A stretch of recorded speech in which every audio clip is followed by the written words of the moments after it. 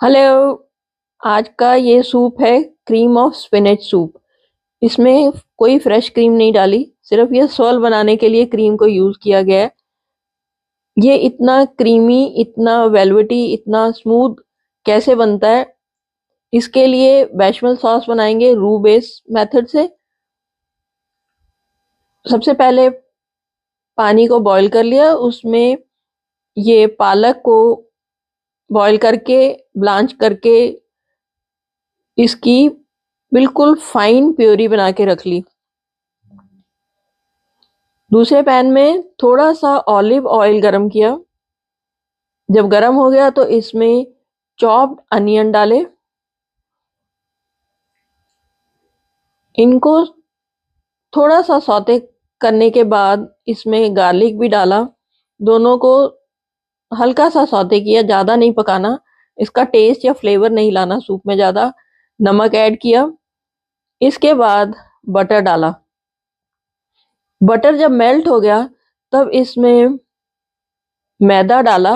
ये बटर और मैदे को भूनने को कहते हैं रूबेस। ये एक फ्रेंच वर्ड है।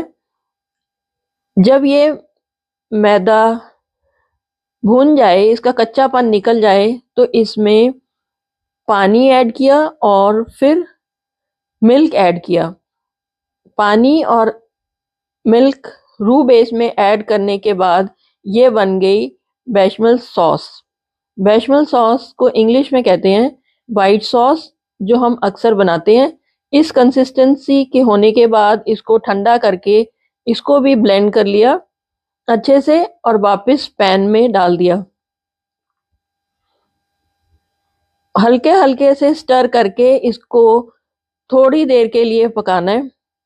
अब इसी बेशमेल सॉस में जो पालक की प्योरी है उसको मिलाना है, पर उसको भी छान के डालना है ताकि सूप जो है उसका जो टेक्सचर है बहुत स्मूथ बने, बहुत क्रीमी लगे। इसमें एक बॉईल आने के बाद इस टाइम पर नमक, काली मिर्च और थोड़ा सा नटमेग डाल दिया। सर्व करने के लिए बोल में निकाल लिया और गार्निश करने के लिए इस पे अब उस क्रीम से स्वल बना लिए। बताइए ये रेसिपी कैसी लगी आपको?